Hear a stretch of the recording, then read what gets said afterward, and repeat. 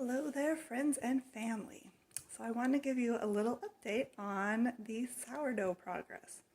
So I started over, asked some friends for advice, not just, just on YouTube or online, which, I do appreciate all the people who did post so much stuff online and on YouTube. I learned a lot, but then there just came a point when I had questions and it just wasn't working. So I got some pointers, and so I have a little loaf here that it looks good on the outside. Here, I'll show it to you. So this is what it looks like on the outside. Looks pretty good. And then, but I'm going to cut it up. I'm going to cut it open and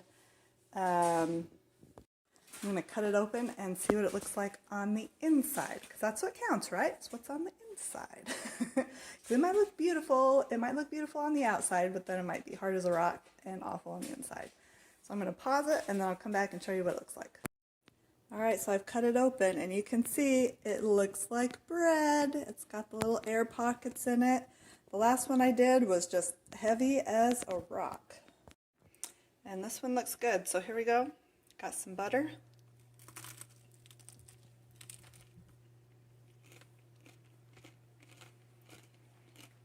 Crunchy on the outside, soft in the middle. I feel like I would still like it to be a little more fluffy, but I say it's a success. I'm on my way to being a sourdough connoisseur. Alright, so had such success with the sourdough bread that I decided I'm gonna do another little test on making this butter from the powdered milk, the LDS food storage powdered milk. Oh, it's like backwards in the video, isn't it? Ah, well, you know what it says, non-fat dry milk. Okay, so if you watched my last video, it was a complete failure making butter from this powdered milk. And I had added water, and then I tried adding oil, then I tried freezing it, and it was just this big experiment that failed. So I posted it on Facebook, and someone suggested that I don't put any water in, I just do the powdered milk and the oil. So I have olive oil. You can see it's just this like goopy stuff. Not at all butter. Yum. Okay, so I've put a cup of the powdered milk and a half a cup of oil. And so now I'm going to pause the video and I'm going to try mixing this. And I might have to add more oil, we'll have to see as I go. But I'm going to pause and I'm going to start mixing it with my handy dandy mixer. And we'll see what happens. So I'll come back in a little bit and let you know. Okay, so this is what we ended up with right here. It is not butter. It is a fried something. So here's what happened. I was mixing the powdered milk and the olive oil, and it wasn't doing anything. Like the powder was not bonding to the oil, so it was just like oily powder. So I thought maybe if I heat it, maybe it will start to, melt together. So I tried that, and that didn't work. It didn't help help the milk dissolve. So then I threw all that out, started over with another cup of milk and more olive oil. And I did a cup of milk. And then I did about a half a cup of water in with there just to get it, enough to where it was dissolved and it was a real thick paste, just enough to get the milk dissolved. And then I put about a quarter cup of olive oil. So I mixed that and thought, okay, well, maybe this needs to heat to get it to melt together. Then once it's all melted together and nice, then I can start beating it. Well, the oil started cooking out of it and left kind of like these cheese curd looking things. And then of course it fried the cheese curd looking things. So I'm kind of interested as to what the cheese curd looking things taste like, but it definitely didn't make milk. So I think we can conclude that unless you have a powdered milk with some kind of fat content already in the powder, you're not going to be able to make butter, unfortunately. Anything I found online that shows anyone has been able to make butter from powdered milk, it has been a powdered milk that has some kind of a fat content in it. So from your church food storage, it's not going to happen. So, okay, I'm going to try one of these fried powdered milk cheese curd things. I don't know. So here we go.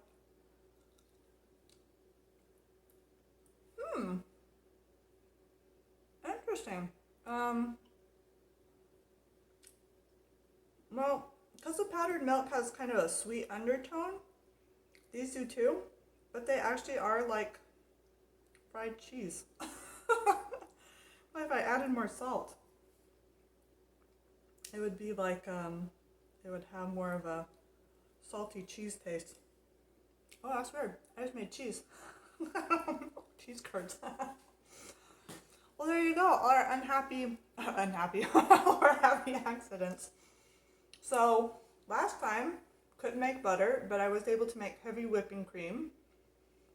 And probably if I add like an egg in there, you can make meringue if you want to make a meringue pie. And this time, again, no butter, but we made like some kind of fried cheese curd thing. So, pretty cool, huh? You never know what's going to happen here. I don't even know what's going to happen here. All right, so now I'm trying to decide. Someone posted and said that you could make cream cheese from powdered milk by, I guess you boil the milk and water on the stove, and then you add vinegar, and it makes cream cheese. So I'm going to pause this, kind of gather my stuff together, and let's see if we can make some cream cheese. Okay, so I'm over here at the stove, and to make the cream cheese, what you need, well, what I put in my pot here is a cup and a half of the non-fat powdered milk, and then I did 4 cups of water, and you need to whisk it together real good. And you're going to turn the heat on, not all the way up on high, but turn it on so that it slowly heats, and you're going to whisk it or stir it the whole time so it doesn't scorch the milk. And then, once it is heated, I'm sure right till you get right to that boiling point, then you'll remove it from the heat, and you're going to add some white vinegar. Now I know this doesn't come in like from the church food storage. I know that's what our test here is, what can we make just from church food storage. And then of course I added olive oil and salt. But I thought we'd try this anyways, just to try it out and see if it works, since we're trying stuff with powdered milk. And if we decide it works and it's really good, and this is something that you would want to include in your food storage, then you need to make sure and have white vinegar. Not to mention that this is great for a whole lot of other things other than just making cream cheese. Okay, so I'm going to start heating this up and stirring it and get it going, and then when I am about to add the vinegar in so we can watch what happens, then I will start the video again. Okay, so I ended up having to turn it up on high because it was just taking too long. And it's interesting because this powdered milk gets really bubbly and frothy. It's not like regular milk that just starts boiling, but this just gets powdery and fluffy, and then it started to expand out over the pan. So I figured that was my cue that it was done.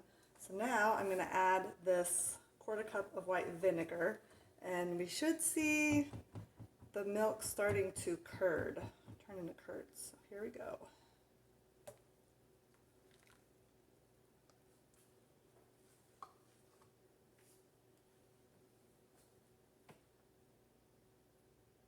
it's already sticking weird to the whisk.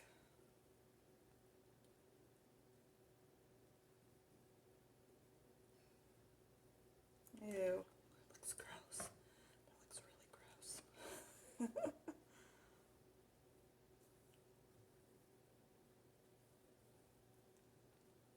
Oh, looks like I even scorched it a little bit. You can see it's kind of, I don't know if you can see in the video, it's kind of browned.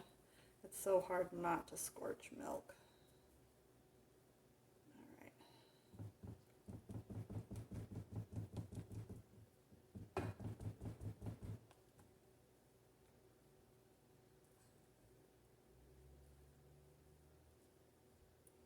Okay, so you let that sit for a few minutes, get all curded up. Oh yeah, I can really see that. All that curding in there. All right, and then, well, that sits there a second.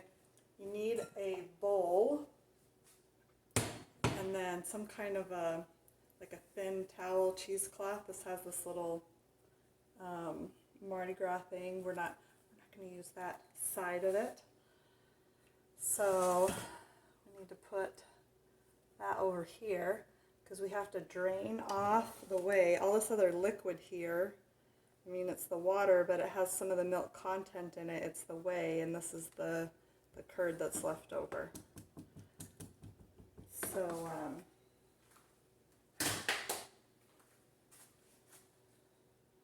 we can scrape all this off. This is really, really gross looking.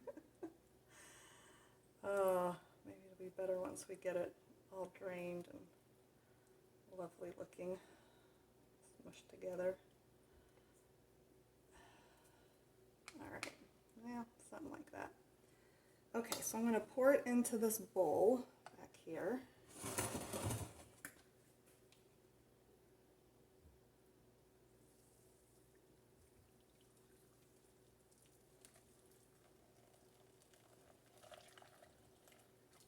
This would be helpful if you could see.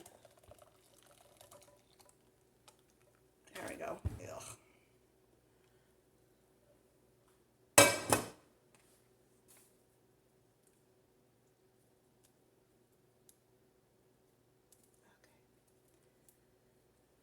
All right, and then we have to strain off the whey, and it's hot, so don't burn yourself. Man, I almost need like the glove. That's hot, and I gotta squeeze it.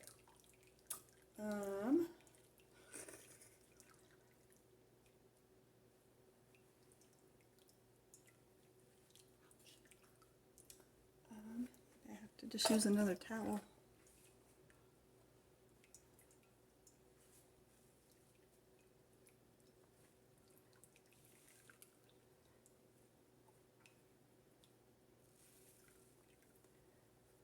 Gotta try to squeeze out as much of the liquid as you can.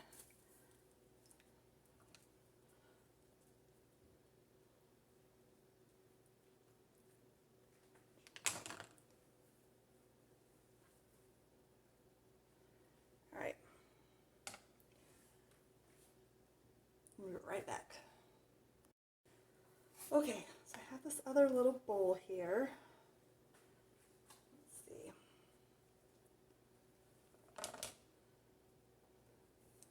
Try to give this one more good squeeze over here.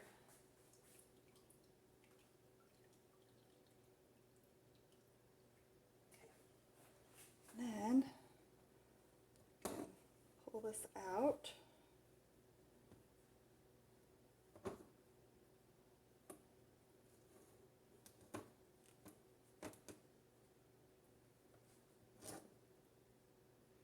It's like a fluffy ball.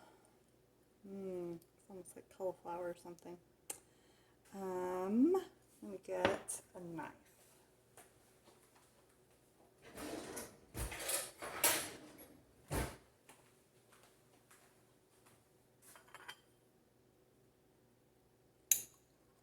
So it's like very, it's not like normal cream cheese.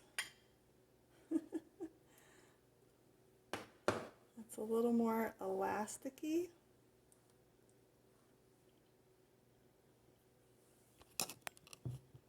But it definitely has kind of like a melted cheese consistency.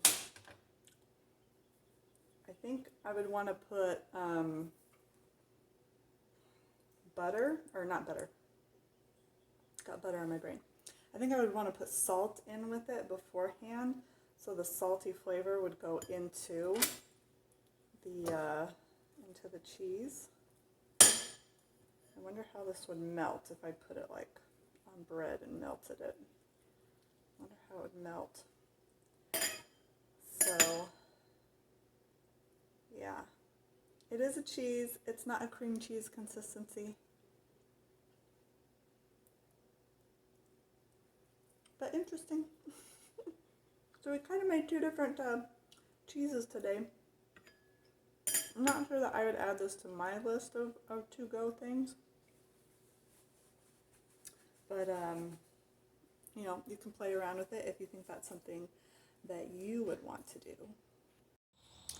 Okay, so I'm sitting outside here. Thought I'd come outside to finish up my thoughts about sourdough bread and butter making, cream cheese making. So my daughter, she wanted to watch a movie, and I've been working on all that for the past hour and a half. So I was like, okay, I'll finish up my thoughts outside. Okay, so what have we learned? So first of all, of course, we learned that if you just keep trying, you're gonna figure stuff out if it's possible. Is it possible to make butter from non-fat milk? I don't think so. If any of you know of anyone who has made butter from non-fat milk, powdered milk, or you've seen a video of someone that's done it, let me know. Post the video. I want to see it, because I don't think that one is possible. But we were able to do the sourdough bread. So just got to be a little tenacious sometimes and keep working it. And I don't even think that the bread that I made was like spot on yet. My husband was like, "Oh, this is good. This is perfect." I'm like, I feel like it could be a little lighter, a little fluffier. So you got to keep working it, keep trying to get it done just right. Got Cooper down here. Hey, Cooper. Yeah, there's my little Cooper boy. He's a good dog. My other one, Minnie, I couldn't just leave her out here.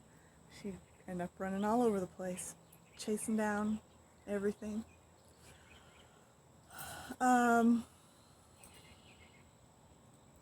So, a couple things to note about the sourdough bread. A couple things that I learned is that I was under the impression that as the sourdough, when you create your starter, that you feed it every single day and you discard every single day. Not so. At least where I live, it's not that way. I had to let it grow for about 5 days, 4 or 5 days, and I fed it a couple times during that time, but I didn't discard anything. So all of the bacteria growth stayed in there, and then I didn't feed it like a full cup of flour again. I just fed it like 1/4 a cup and put some water, mixed it up, and then let that bacteria grow. And then finally it got where it was going enough.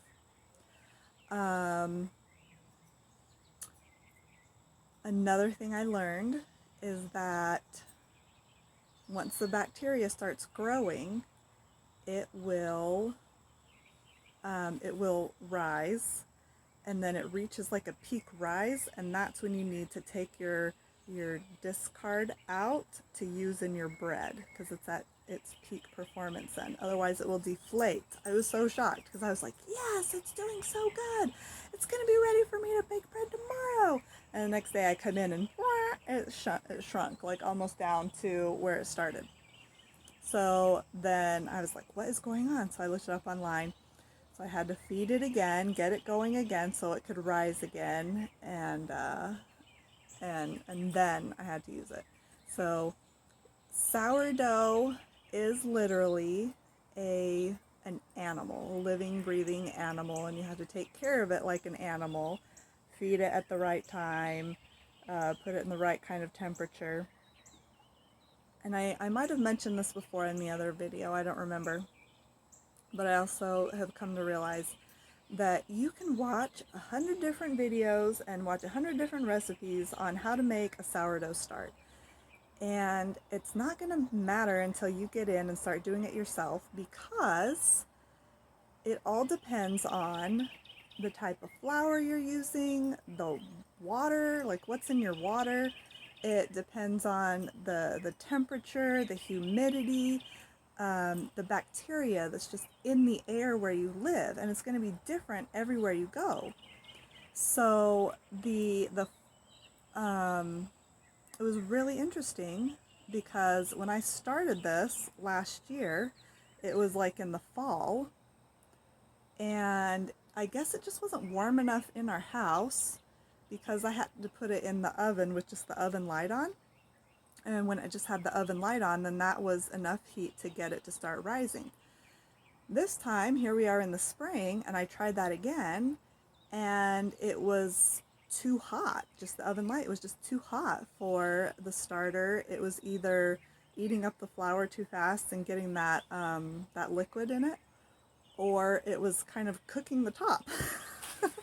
So you know, your time of year, so you have to constantly be readjusting. Another thing is the flour. My friend was like, you have to use unbleached flour. So I was like, okay. So the flour I was using was unbleached flour, and it worked initially last year, but the flour is already 5 years old. So when I was trying it again this year, nothing was happening. It wasn't bubbling, wasn't nothing. So then I got a new bag of unbleached flour, and it started working. So when it comes to your food storage, the church food storage, the flour is, if I recall, unbleached flour. And if it is fairly young flour, you might be able to make a start from it, a sourdough start. If the flour is really old, like the flour I was using that was 20 years old, that was doing nothing, then you're not going to be able to make a sourdough start out of the church flour. So that means you're going to have to do things like get the church's LDS, or the LDS, the LDS wheat. No, from the church food storage, you're going to have to get either the red wheat berries or the white wheat berries, and grind them so that you have a flour that has a high enough nutrient content that you can make the sourdough start out of it. So you got to think about that, like, you know, how old is my food storage? Am I going to be able to make a sourdough start from it? If not, then I've got to have I've got to have these wheat berries. I've got to have a way to grind them so that I can make the sourdough start. There's just lots of things to think about that you just don't really think about when you're starting, you know, when you're doing all this, and we just think, oh, if I just have this food, if I just have this stuff in cans, then in a time of necessity, just open it up, we just make some stuff. Until you realize, I don't know how to make anything with this. I don't know how to do anything with it except make rice and beans. So that's that, you know, and we've learned that you're not going to have any butter. You're not going to have any butter from just having the non-fat powdered milk. You'll be able to make some cheese, but it's kind of weird. Probably if you worked with it, tweaked it a little bit, you'd be able to get it to taste a little better, be a little bit more palatable as a cheese. But that's what you got. So one of the next things I want to do, I'm going to go out to Columbia, South Carolina, where the temple is, and I'm going to stop by the storehouse there, and I'm just going to get individual cans of the wheat berries because I don't want to have to open my boxes that have, you know, the 6 cans in it. I'm going to just get individual cans of the wheat berries, and then we're going to see if we can sprout the wheat berries and sprout those, and also the beans that come from the church food storage. Because sprouts, I mean, if all you got is church food storage, sprouts will be your source of greens, of live plant food. So that is, I think, our next project, because I think we're wrapping up. We're about done with this one, the butter and the cheese and the sourdough bread. So thank you guys for joining me. I appreciate all the suggestions that people gave me last time when I posted these on YouTube and then on Facebook, and there were lots of suggestions and ideas, and I'm really grateful for those. I think it's really cool to share all those ideas. And we got mosquitoes coming out already. I don't like it. Can y'all hear my southern accent coming out? Oh, a lot of times I can hide it. But I'm living in Georgia, y'all. It's Georgia, and you get a southern accent living out here. And my senior year of high school, we moved out to Arab, Alabama. Oh yeah. And I tell you what, I got a heavy accent living out there. So yeah, most of the time I can sound more Western, because we're more from Arizona. But like really get rolling with talking and passionate, oh yeah, that southern accent just comes right out. So I'm sure you'll be hearing a lot more of that later. All right, take care, y'all. Have a good one. See y'all later. Bye.